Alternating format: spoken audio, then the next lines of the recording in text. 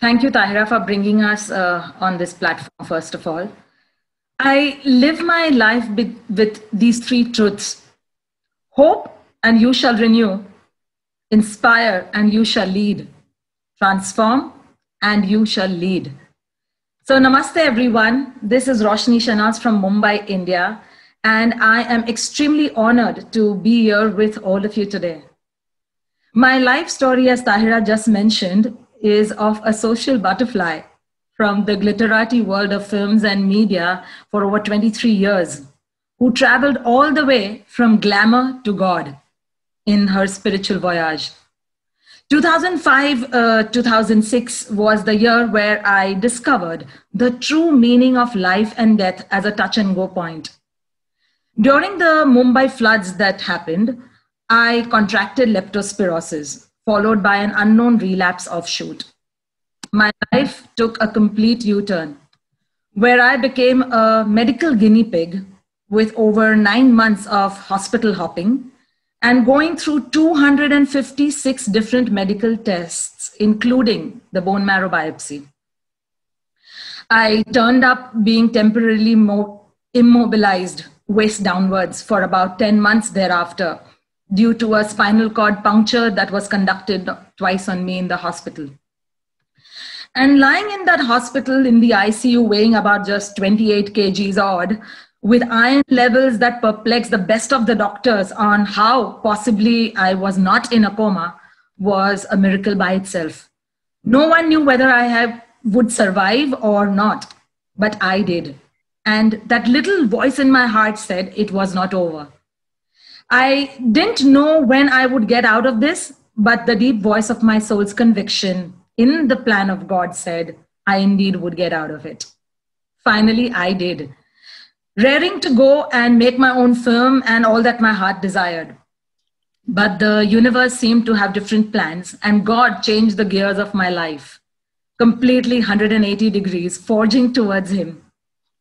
The meaning of true hope and faith was uncovered at that time during my spiritual journey from 2009. Hope, I believe, is that seed of belief which germinates through faith and is transformed into a blossoming tomorrow by the waters of inspiration, conviction, and rightful action or inaction. Hope for me is to have that intrinsic faith that however challenging the dark times may be, the sun shall always rise tomorrow. And this crashing reality, my friends, is that we don't know if we ever shall wake up again or see the bright sunshine, hear the birds chirping, or meet our loved ones. But yet, this event is planned today. Our meetings, our weddings, our holidays, everything from like nano to macro is planned with enthusiasm and zest. Why do we do it if we don't even know that I'm going to be alive tomorrow to enjoy or honor it? We do it because of the seeds of hope and faith that our Creator has planted in us. If we didn't have this subliminal faith and hope that innately thrives within, we wouldn't be planning even a single moment of our day. Imagine a person who is told that he's going to die any moment. Is he going to plan anything? No. But however bad the condition of the person who doesn't know, can just with a little hope and faith start to plan how he's going to be back to his life with his loved ones once he gets well. To have hope and faith is not just about times when everything is hunky-dory and, going our way. Faith, I have seen, is when nothing is going your way, when all possible support around you is non-existent or crashing. And even then, you take the next step. When you didn't know whether that would be jumping into the valley or that you would be given wings to fly. That is real hope and faith. Rest all our false solaces by our minds. We weren't ever promised, I think, that having faith is going to make everything okay.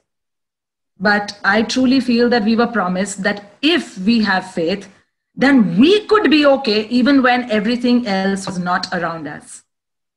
Magically, things may not just materialize or disappear for us. But if we sow the right karmic seeds with love, compassion, mindfulness, and integrity, then we shall surely find that strength and comfort of God in the darkest of our hours. It shall shine like a beaming luminance activated through the deep-seated optimism dormant within us. We don't buy a home and then leave it without cleaning it for months, right? The same we shouldn't be doing with our souls. The daily dust and muck from the debris of our life always will stick on us. But the ethics, habits, and the character of life that we live by shall help us in the daily cleansing and sweeping of our souls and energy.